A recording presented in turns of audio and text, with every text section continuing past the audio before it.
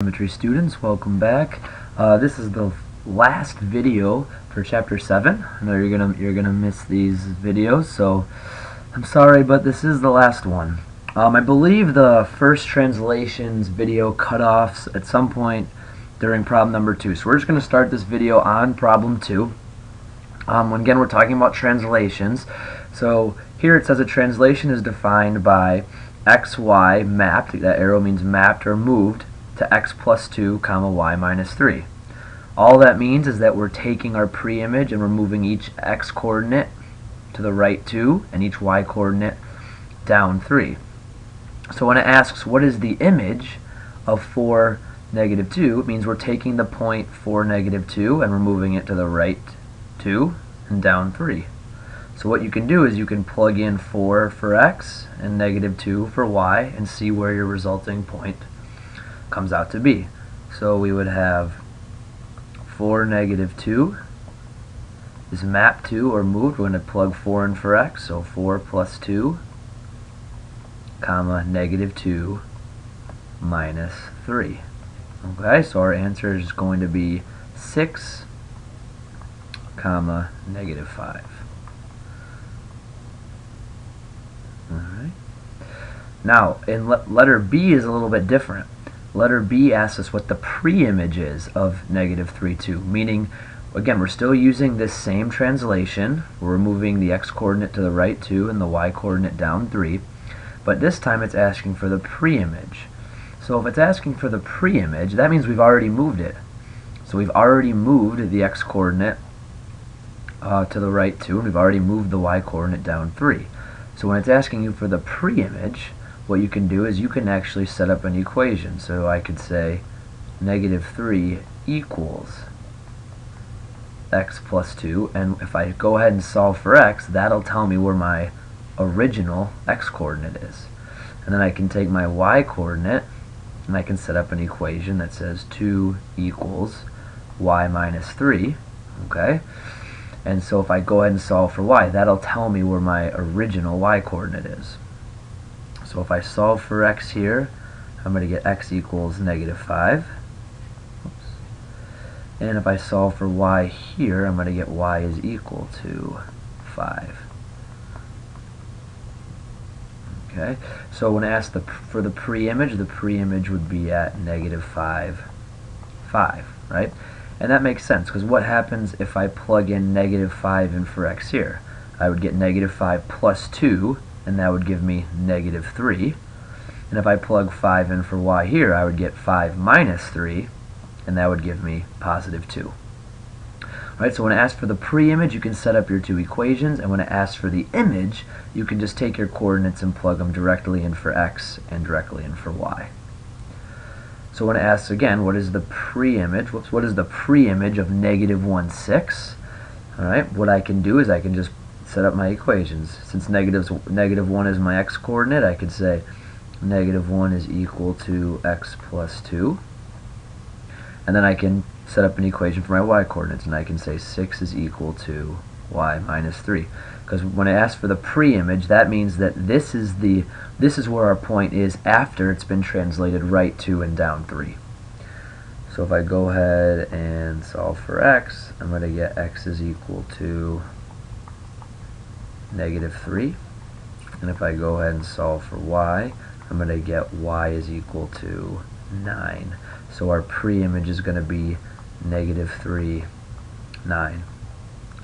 Another way you could think about it is if you don't like setting up the equations, you could think about it again. If it's asking for the pre-image, like I mentioned, that means that this point here has already been moved right 2 and down 3.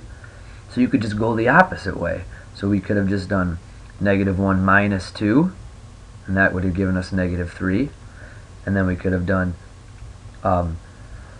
6 plus 3, and that would have given us 9. So you could have just gone the opposite way. But if you prefer the equations, you can go ahead and set up your equations.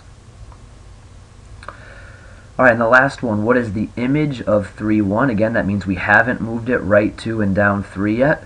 So I can take 3, plug it in for x here, and take 1, plug it in for y there, and see what I get. So we're going to have 3 plus 2. So that's going to give me an x-coordinate of 5 and 1 minus 3. Again, I'm plugging it into this equation here. Will give me a y-coordinate of negative 2. So the image, excuse me, would be 5, negative 2. Alright, any questions on that one?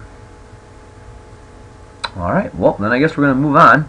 Let's go to the next page here. We got 2 more questions to do.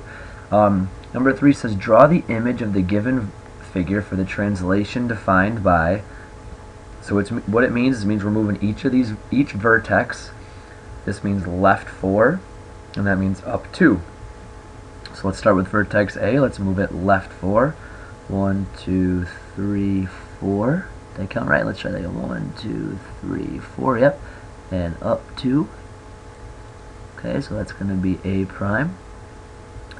Alright, and then let's go to vertex B. Let's move that left 4. 1, 2, 3, 4. And up 2. 1, 2. So that's B prime. That's our new B. Alright, let's go to C. Let's move C left 4. So 1, 2, 3, 4. And up 2. 1, 2. So that's C prime. And then lastly, let's move D left 4 and up 2. So we'll go left 1, 2, 3, 4 and up 1, 2. And that's D prime. Okay, so what we did is we translated this figure by moving each vertex left 4 and up 2. So that's what our resulting figure will look like. So it asks for the new points. So A prime is at the point, let's see, 1, 2, and then 1, 2, 3, 4. So A prime is at the point 2, 4. B prime is at the point 1, 2, 3, 4. 1, 2, 3. 4, comma 3. C prime is at the point negative 1, negative 2. And lastly, D prime is at the point negative 1, negative 2, up 1, 2, negative 2, 2. Okay. And again, one thing that we could have done, if we didn't have the graph here, is we could have figured out where these new points were based on this translation. So if we take our original point A, so it looks like A is originally at 1, 2, 3, 4, 5, 6, up 2. So A is originally at 6, 2. Okay, well if I plug those coordinates in here, okay, I would get 6 minus 4, which would give me an x-coordinate of 2. And if I plug 2 in for y, I would get a y-coordinate of 4. Well, notice that's what we got by translating it on the graph, 2, comma 4. Alright, let's go to the last problem here. It says the vertices of the image of triangle ABC after the translation are given.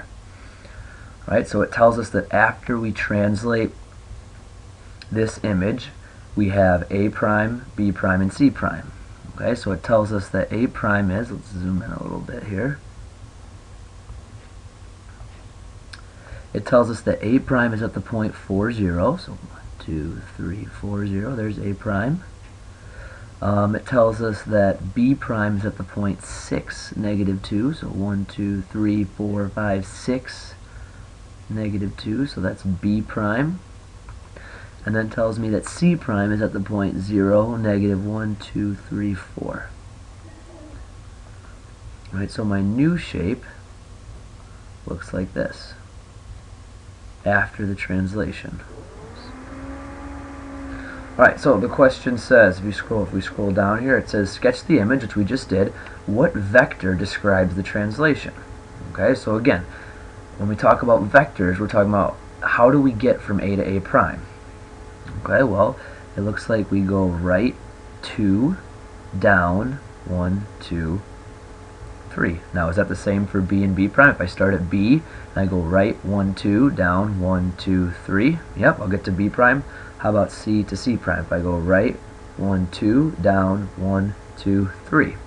So my vector is 2, that represents right left, negative 3. That represents up down. So since I go from A to A prime, or you could say your pre-image to your image, by going right 2, down 3, this would be our vector. And that works for each vertex. Alright, so that is the last video. Alright, if you have any questions, and again, this was the video part 2 on translations, please see me or one of the other honors geometry teachers. And you guys have a great night.